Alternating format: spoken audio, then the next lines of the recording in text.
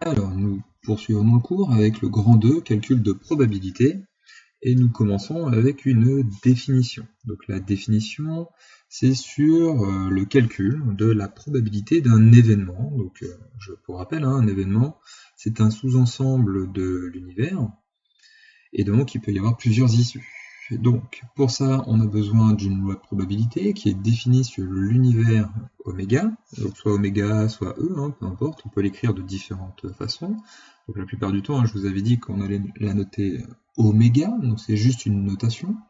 Et bien la probabilité d'un événement A correspond à la somme des probabilités des issues qui vont réaliser l'événement A. C'est-à-dire que A va contenir plusieurs issues, donc on regarde toutes les issues, c'est pour ça qu'il va falloir être capable de trouver exactement ce que contient cet événement A, et donc on va faire la somme des probabilités correspondantes, et on connaît forcément ces probabilités puisqu'on a une loi de probabilité. La loi de probabilité, c'est le tableau avec la probabilité de chaque issue, donc on connaît exactement tout ce que l'on veut.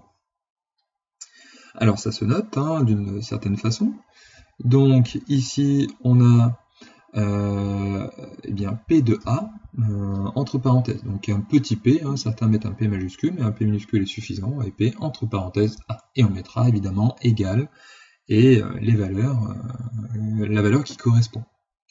Donc, en conséquence de ça, vous avez 3 points. Donc le premier point, c'est aucune issue ne réalise l'événement impossible, c'est cet événement-là, le rond barré. Donc dans les équations, on appelle ça ensemble vide. Pour les probabilités, on appelle ça l'événement impossible. C'est-à-dire qu'il n'y a aucune issue qui réalise cet événement. Par exemple, je lance le dé, quelle est la probabilité que j'obtienne 7. Comme ça va de 1 à 6, l'événement 7 n'est pas possible, il est non réalisable, et donc sa probabilité sera égale à 0. Par contre, si je lance le dé et que je demande la probabilité que j'obtienne un nombre inférieur ou égal à 6, et bien là, tous les cas sont possibles, puisqu'ils coïncident avec ce que je viens de dire, inférieur ou égal à 6, et donc toutes les issues réalisent l'événement certain c'est donc l'univers. Et donc sa probabilité, elle, est égale à 1. Et il nous reste un cas un peu particulier, c'est pour n'importe quel événement A, eh bien on a une particularité sur sa probabilité, c'est une conséquence évidente, sauf que dans les calculs vous verrez des choses qui ne coïncident pas, et donc vous avez un moyen tout simple de vérifier que vous avez bon ou pas, c'est que la probabilité de l'événement A est forcément incluse entre 0 et 1. Donc là j'ai oublié un E d'ailleurs. Donc 0 est inférieur ou égal à P de A, inférieur ou égal à 1. Si vous avez un nombre qui est plus grand que 1, si vous obtenez la probabilité égale à 2 ou une probabilité négative, vous savez obligatoirement que votre calcul amène à quelque chose de faux. Donc, vous faites vos calculs, vous vérifiez ça, et vous retenez ce point-là, vous pouvez le mettre en rouge, le souligner en rouge, ça c'est extrêmement important. Ça va vous permettre de voir si vous avez une erreur ou pas, assez rapidement.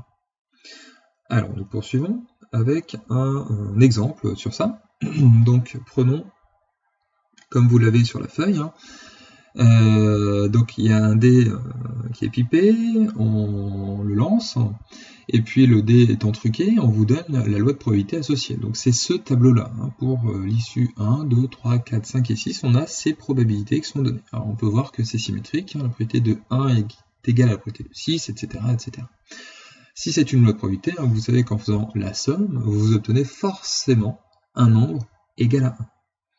Alors, question, quelle est la probabilité de l'événement A, où A, ça correspond à obtenir un résultat pair? Alors déjà, il faut savoir exactement ce qu'il y a dans A, donc il va falloir le décrire. Donc décrivons l'événement A. Et bien évidemment, les issues qui sont correspondantes à notre expérience, c'est 1, 2, 3, 4, 5, 6. Pour qu'il soit pair, et bien on n'a pas le choix, c'est 2, 4 ou 6. Donc pour décrire l'événement A, on va pouvoir écrire que A est égal à, c'est un événement, donc entre accolades, et on met à l'intérieur 2, 4 et 6. Donc ça c'est la première étape. Deuxième étape, eh bien on va pouvoir calculer sa probabilité. Et pour calculer la probabilité de l'événement A, eh bien on va pouvoir mettre que P de A va être égal à la probabilité d'obtenir 2, le tableau nous dit que c'est 1/4, plus la probabilité d'obtenir 4, la probabilité d'obtenir 4 c'est 1/6, plus la probabilité d'obtenir 6, et la probabilité d'obtenir 6 c'est 1/12. Donc on additionne tout ça, alors évidemment on met tout au même dénominateur, ici c'est 12, on multiplie par 3 en haut et en bas cette première fraction, on multiplie par 2 en haut et en bas cette deuxième fraction, ici on ne fait rien, on aura donc 3 plus 2 plus 1 qui fait donc 6 sur 12, autrement dit 1/2. Donc ça c'est dans le cadre général pour calculer la probabilité d'un événement A. On ne connaît a priori aucune particularité de notre loi de probabilité, et donc on ne peut pas faire mieux que d'utiliser ce tableau. Alors évidemment, il y a d'autres propriétés qui permettent de calculer des probabilités de façon plus rapide. Et donc c'est la suite, le cas d'une situation équiprobable. Donc dans le cas d'une situation équiprobable, la probabilité d'un événement A va être donnée d'une autre façon que celle que l'on vient de faire.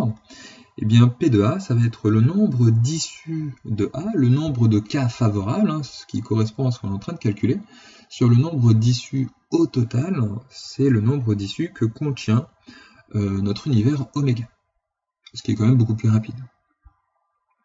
On pourra faire un exemple sur le dé, et si j'ai un dé cette fois-ci non truqué, je sais que je suis dans une situation équiprobable, et la probabilité d'obtenir un nombre pair, eh bien j'ai 2, 4 et 6, j'en ai 3, donc 3 sur 6, 1/2, point, c'est fini. Et on retombe sur le même calcul que précédemment, mais c'est un cas particulier. Donc on verra ça dans les différents exercices, la plupart du temps ça sera une situation équiprobable, ce qui nous permettra d'avoir quelque chose d'assez simple. Alors démontrons ce cas-là, vous avez la démonstration qui est directement donnée sur la feuille, donc il n'y a qu'à recopier. Et donc on prend n le nombre d'issues au total dans l'univers, oméga, m le nombre de celles dans A, donc celles qui nous intéressent, les cas favorables, et pour avoir le calcul de P de A, et bien comment on fait? On additionne, alors, comme c'est une situation équiprobable, chaque issue à la même probabilité, c'est 1 sur n, donc on va l'additionner un certain nombre de fois, et combien de fois exactement? Eh bien m. Pourquoi? Parce qu'il y a m issues dans A. Et donc, si on calcule, ça fait 1 plus 1 plus 1, le tout sur n. Combien de fois on a additionné 1? Eh bien m, et donc ça nous fait exactement m sur n.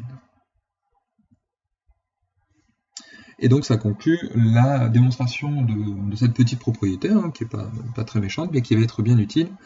Et donc je vous laisse faire les différents exercices qui sont proposés, le 44, le 49 et le 58 que l'on corrigera donc demain, mardi.